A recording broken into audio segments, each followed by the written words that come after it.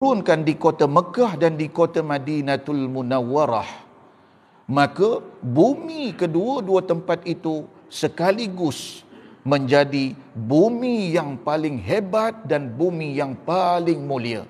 Bukan disebabkan kerana namanya Madinah, bukan disebabkan kerana namanya Mekah, tetapi disebabkan kerana diturunkan di atas bumi itu, iaitulah kalamullah Al-Quranul Karim.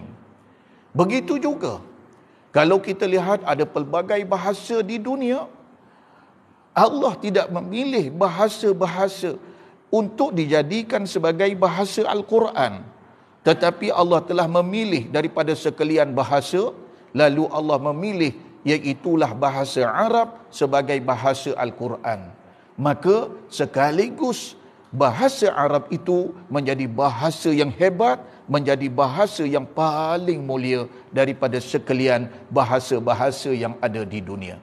Bukan disebabkan kerana bahasa itu adalah bahasa Arab, tetapi disebabkan kerana kemuliaan apabila Al-Quran memilih untuk diturunkan di dalam bahasa Arab, maka sekaligus bahasa Arab itu menjadi bahasa yang mulia. Masya Allah.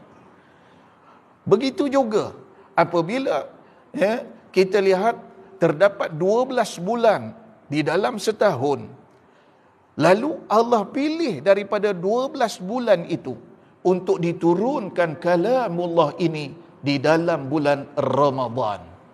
Allah tidak memilih untuk diturunkan di dalam bulan Muharram. Allah tidak memilih untuk diturunkan Al-Quran bagi kali yang pertama di dalam bulan-bulan yang lain, tetapi Allah pilih untuk diturunkan Al-Quranul Karim bagi kali yang pertama, iaitulah bulan Ramadan.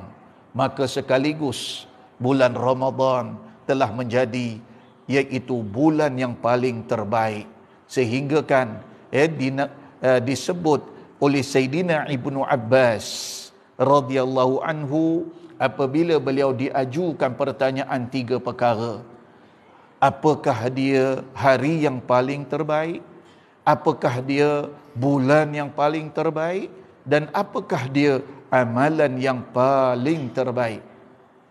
Lalu Sayyidina Ibnu Abbas radhiyallahu anhu menjawab, khairul ayam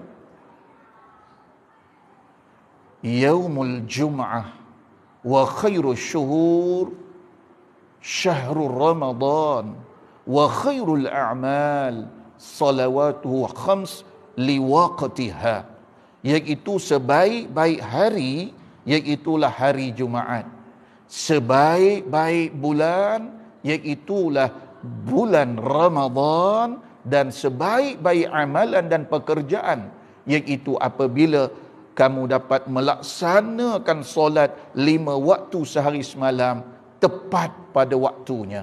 Masya Allah. Jadi muslimin dan muslimat yang saya hormati sekalian, maklumlah namanya pun tazkirah, bukan kuliah, bukan ceramah. Saya pun tak pastilah, kalau ceramah kena tauliah, tapi kalau tazkirah ni kena juga kot. Tapi alhamdulillah sehari saya ada tauliah. Dekat besar meja ni tauliah saya. Yang ditandatangani oleh Alif Zai Lam Nun. Apa dia? Iaitu Sultan Azlan Shah. InsyaAllah. Nak abang siap-siap sebab live ni. Muslimin dan muslimat yang saya hormati sekalian, saya ambil kata-kata masyhur daripada seorang ulama Al-Quran, iaitu Dr. Subhi Saleh, berkaitan dengan Al-Quran, di mana beliau mengatakan bahawa Al-Haqqul Quran khamsah. Hak Al-Quran itu ke atas setiap umat Islam ada 5 perkara. Barang siapa yang tak laksanakan 5 hak ini, maka dikhwitiri dia termasuk daripada golongan orang-orang yang khianat kepada Al-Quran. Masya Allah. Kita risau tuan-tuan sekalian. Kita takut kalau kita disebut sebagai pengkhianat kepada negara. Kita risau, kita takut kalau sekiranya kita disebut sebagai pengkhianat kepada bangsa. Tetapi apakah kita tidak risau kalau kita diisytiharkan sebagai pengkhianat kepada Al-Quranul Karim? Sudah pasti kita akan menjadi pengkhianat kepada Allah Subhanahu wa taala. Asbab untuk kita mendapat kasih sayang Allah iaitulah melalui Al-Quranul Karim. Asbab untuk kita nak dapat rahmah kasih sayang Allah iaitu disebabkan kerana Al-Quranul Karim. Asbab kita dipelihara daripada pelbagai musibah oleh Allah iaitulah Al-Quranul Karim. Maka sebab itu saya harapkan kita dengar baik-baik supaya kita mampu laksanakan 5 perkara ini. Yang pertama, relax-relax malam ni tenang-tenang malam ni. Tak lama saya risau. 15 minit, 20 minit, insya-Allah saya berhenti. Kalau lebih 30 minit, tolong tarik telinga. Ustaz, embuihkan sikit. Tu mungkin dia dah naik share. Yang pertama iaitu yang disebut sebagai imanu bih.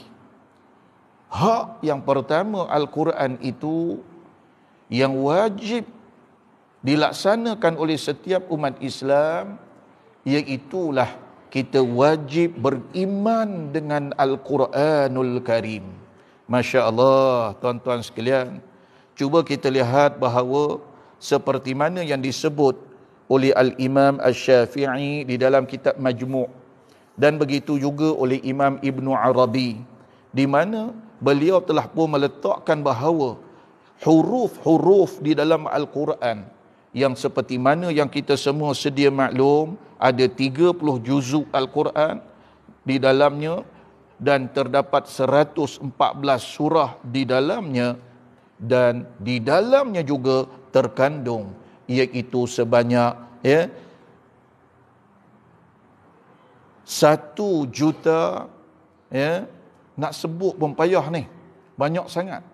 1,27,000 huruf. Masya Allah.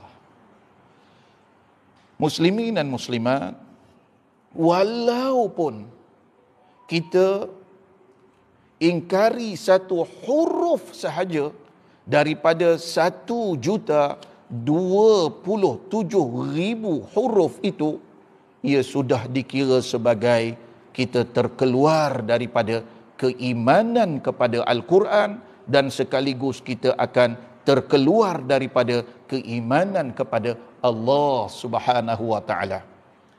Cuba bayangkan tuan-tuan sekalian, kalau sekiranya mungkin ada mana-mana ayat di dalam Al-Quranul Karim lalu kita ingkari, lalu kita ragui, 1 huruf pun kita sudah dikira sebagai terkeluar daripada ketaatan kita kepada Allah, ketaatan kita kepada Al-Quran kalamullah. Bagaimana kalau sekiranya iaitu apabila kita menolak iaitu 1 surah ataupun 1 ayat sahaja daripada Al-Quranul Karim. Masya Allah. Begitu juga kalau kita lihat tuan-tuan sekalian, Al-Quran ini bukan sekadar untuk kita imanu bih, untuk kita imani, tetapi Al-Quran ini juga menuntut haknya yang kedua, iaitu yang disebut sebagai yaqra'u bih. Hendaklah Al-Quran itu kita baca akan dia.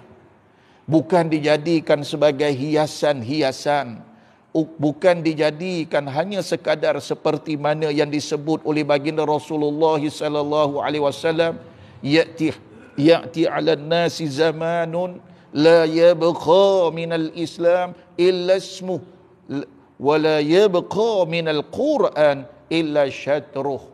Kamu akan tengok nanti satu hari iaitu apa akan berlaku, iaitu Islam hanya sekadar tinggal pada nama sahaja.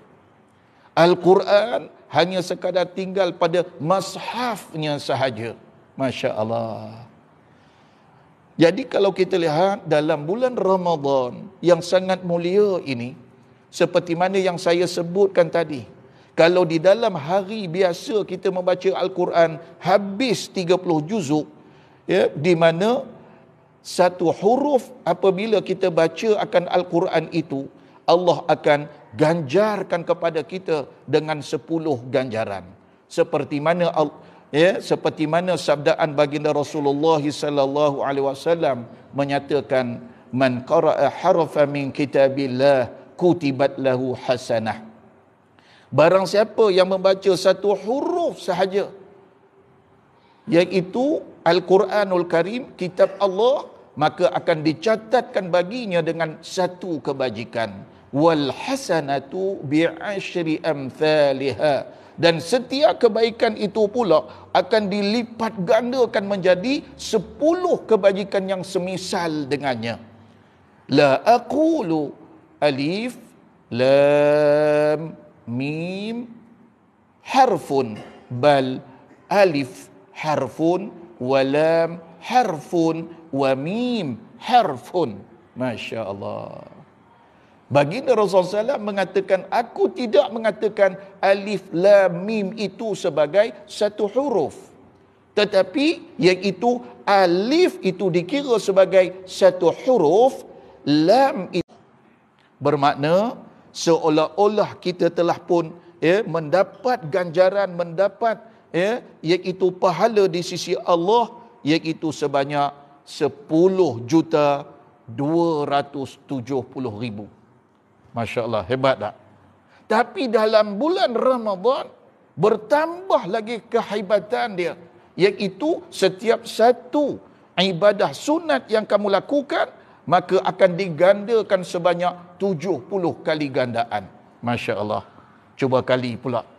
10,270,000 kali 70. Tuan Haji berapa? Ana matematik fail. Masya Allah. Cuba bayangkan, sekaligus dalam bulan Ramadan ini, tuan-tuan sekalian, kita akan menjadi bukan sekadar jutawan pahala, tetapi kita menjadi biliawan untuk kita memperolehi pahala di sisi Allah Subhanahu wa taala. Masya Allah. Yang ketiga, tak boleh panjang-panjang. Yang ketiga, hak Al-Quran yang wajib kita tunaikan. Yang ketiga, selain daripada kita beriman dengan Al-Quran, selain daripada kita membaca akan Al-Quran, iaitu yang ketiga, al-fahamu bih. Hendaklah Al-Quran itu kita fahami akan dia. Apabila kita baca Al-Quran, kita cuba tadabbur akan apa yang kita baca tersebut. Masya Allah. Tuan-tuan sekalian, ana pernah bertugas sewaktu anak kerja di Jabatan Agama Islam Negeri Perak dahulu, ditugaskan di perkampung orang asli. Bebetulan anak bertemu dengan sahabat lama yang juga turut ditugaskan di pos apa Syekh? Pos Poi. Masya Allah. Di mana tuan-tuan sekalian, saya sampai di sana, berbetulan rumah banyak, tetapi tidak nampak kelibat walau seorang pun manusia. Lalu saya pun turun daripada kenderaan Jabatan Agama, lalu saya pun pakat beri salam, Assalamualaikum. Tak ada siapa jawab. Saya pun masuk ke dalam kampung, beri salam sekali lagi, Assalamualaikum. Tak ada siapa jawab. Saya masuk lagi ke dalam kampung, lalu saya beri salam, Assalamualaikum. Tak ada jawab. Tiba-tiba saya diberi salam, Assalamualaikum. Dia beri salam. Saya pakat tengok kanan, tak ada orang. Tengok kiri, tak ada orang. Pusing belakang, tak ada orang. Ish. Ni bukan tengah pekan, dalam hutan. Bulu roma dah mula naik. Tiba-tiba saya pandang ke atas, rupa-rupanya burung tiung yang beri salam. Agak-agak tuan-tuan, macam mana hukum nak jawab salam burung tiung ni? Masya Allah. Burung tiung yang beri salam. Masya Allah, Masya Allah. Jadi kalau sekadar tuan-tuan sekalian, kita baca Al-Quran, tapi kita tak faham terhadap apa yang kita baca Al-Quran, kita takut. Kita takut. Kita khuitir bahawa taraf kita itu sama seperti mana? Apa dia? Tuan-tuan yang sebut, bukan saya. Sebab tak lama sebelum saya beredar, lembu pula melintas. Bila lembu melintas, burung tiung ni pun dia beri salam. Rupanya kompom, dia tak tahu apa manfaat salam. Kepada siapa perlu diberikan salam. Apa nilai salam, dia tak tahu. Sebab tu, siapa je melintas, dia beri salam. Kalau sekiranya Sami Welu pun melintas, minta maaf. Orang Sungai Siput, dia pun pakat, Assalamualaikum Sami, dia kata. Jadi muslimin dan muslimat, sebab itu ya, kita usahalah walaupun sedikit, cubalah bermula dengan surah Al-Fatihah yang kita baca puluhan tahun. Kadang-kadang ya, kadang-kadang kita tak tahu pun apa maksud di dalam surah Al-Fatihah itu. Yang ketiga, yang keempat, iaitu hak Al-Quran yang wajib kita tunai, iaitu yang disebut sebagai wa'amilu bih. Al-Quran ini bukan sekadar kita imani dia, bukan sekadar kita baca dia, bukan sekadar kita ya, faham dia, tetapi hendaklah kita amal akan Al-Quranul Karim. Dan yang kelima, yang terakhir, iaitu Al-Quran ini tuan-tuan sekalian menuntut kita ya, laksanakan haknya, iaitulah tablighu ila akharin, iaitu sampaikan Al-Quran ini kepada orang lain walau ayat, walaupun satu ayat. Jadi tanggungjawab untuk sebarkan Al-Quran ini bukan tanggungjawab ustaz, tetapi tanggungjawab kita bersama tuan-tuan sekalian.